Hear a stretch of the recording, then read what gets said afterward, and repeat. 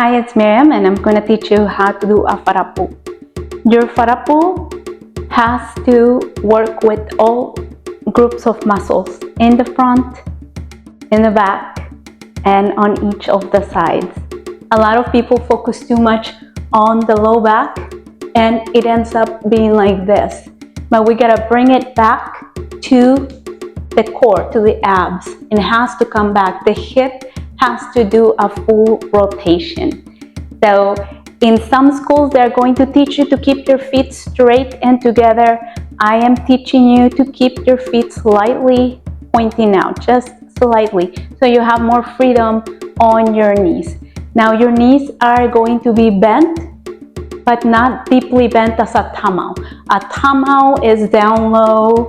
A wharapu is not super low, but it's bent deep enough to give you the freedom to do that rotation. If you are doing this wharapu right, you're going to feel it in your abs. You want your shoulders, hips, and ankles aligned when you bend down. Not sticking your butt out, not tucking your hips forward, but in alignment. Now, we are going to be tucking the hip first to the front. You're keeping your back straight, not overly arched, but just straight. And as you're tucked in here, you want to shift the weight to one side. You're still keeping it tucked. Now you're going to release the hip back, and keeping it out, you're going to transfer the weight to the other side. And again, now you tuck in. Your abs should work. Don't slouch. Shift the weight.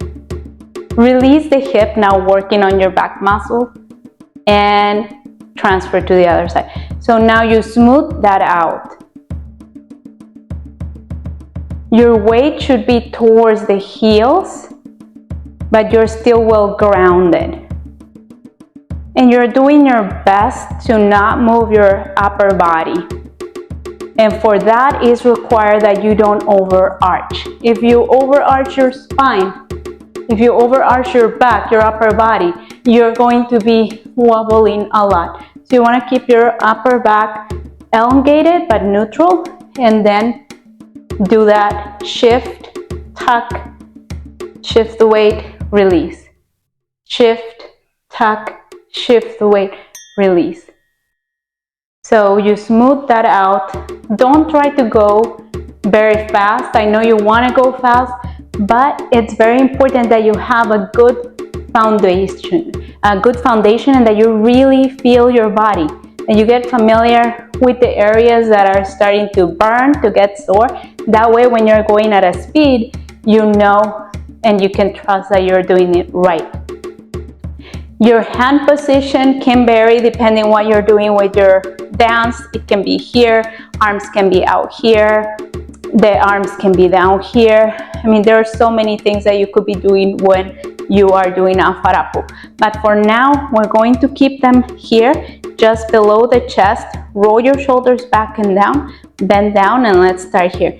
1, 2, 3, 4, 5, 6, 7, 8. Shift the weight now. Let's do it to the other side. 1, 2, 3, 4, 5, 6, 7, 8. Turn to the side and let's repeat that. Remember the alignment, shoulder, hip, and ankle. 1, 2, 3, 4, 5, 6, 7, 8. Shift to the other side. 1, 2, 3, 4, 5, 6, 7, 8. From the back, 5, 6, 7, 8. 1, 2, 3, 4, 5, 6, 7, 8. Shift the weight. 1, 2, 3, 4, 5, 6, 7, 8. Okay, another very important thing that you may not have heard before, but it's very important, is your breathing. The breathing has to be inhaling deeply, exhaling deeply, and for that you're gonna have to train yourself, because your mind is already thinking of the feet, of the knees, of the hands, trying to remember the choreography. But if you don't breathe properly, you're going to be panting all the time. You are going to begin tensing your body, and the energy and the movement of the flow is not going to flow with ease and grace. Okay, let's try it again a little bit faster. If you cannot do faster, just do your own pace. It's okay. 5, 6, 7, 8. 1, 2, 3, 4, 5, 6, 7, 8. Now to the other side. 1, 2, 3, 4, 5, 6, 7, 8. Now let's turn to the side. 5, 6, 7, 8. 1, 2, 3, 4, 5, 6, 7, 8. Shift sides. 1, 2, 3, 4, 5, 6, 7, 8. Turn to the back. 5, 6, 7, 8. 1, 2, 3, 4, 5, 7, 8. Shift. And 1, 2, 3, 4, 5, 6, 7, 8. There's always going to be a side that is going to be better than the other one. It's okay when you're dancing, do that one. But make sure you're practicing to both sides.